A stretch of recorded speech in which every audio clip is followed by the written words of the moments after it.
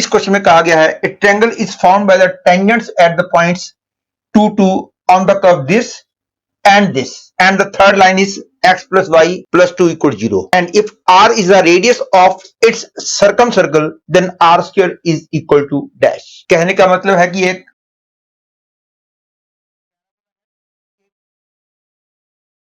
Parabola है और एक सर्कल है, वो कहा गया है कि दोनों 2 2 पे कट करते हैं, एक टेंजेंट पैराबोला के लिए, एक टेंजेंट सर्कल के लिए, और एक थर्ड लाइन दे रखी है, और तीनों ने जो ये वाला ट्रायंगल बनाया है, इस ट्रायंगल का सर्कल का रेडियस निकालना है, दैट इज सर्कम रेडियस निकालना है।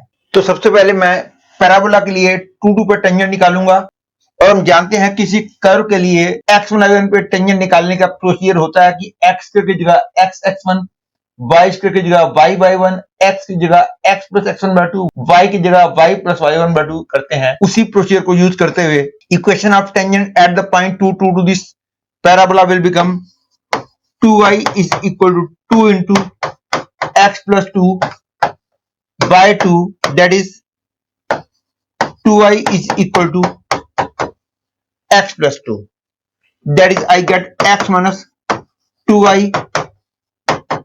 plus 2 equal to 0. And now equation of tangent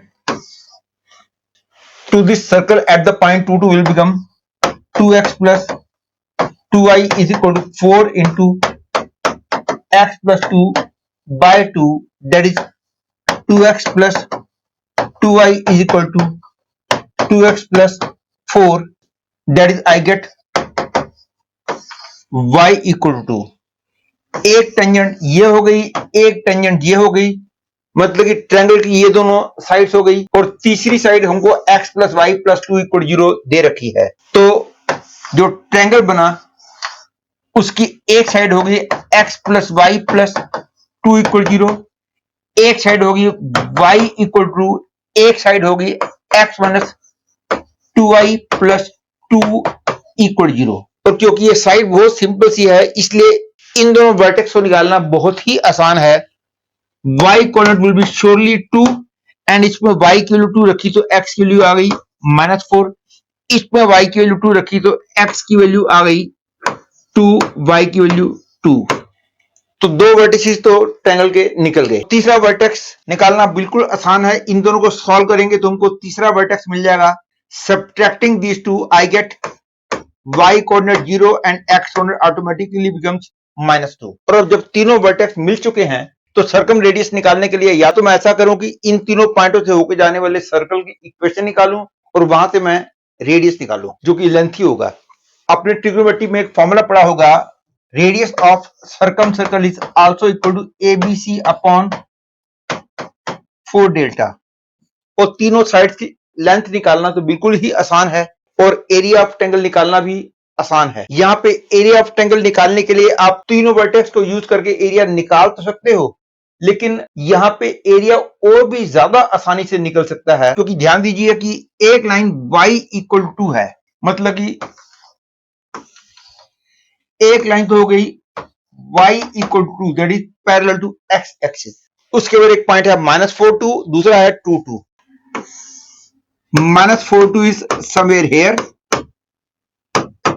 2 2 is somewhere here, and third is the point -2 0, the point -2 0। तो इस ट्रायंगल का एरिया निकालना तो और भी ज्यादा आसान है, क्योंकि length of base is clearly 6, height is clearly 2, तो area of triangle becomes 1/2 into base into height, that is 6। तो एरिया ऑफ ट्रायंगल 6 आ गया, तो इसकी वैल्यू 6 आ गई, और लेंथ ऑफ साइड भी बिल्कुल आसानी से निकल सकती है। ये 6 है, this is clearly 4 square plus 2 square, and this is under 2 square plus 2 square, that is this is 2√2, and this is 2√5, and this is 6। तो using the formula AB से 0.4 delta, I get 6 into 2 root 5 into 2 root 2 upon 4 into 6, that is root 10. तो R square की value आ गई 10. Hence the answer to this question is 10.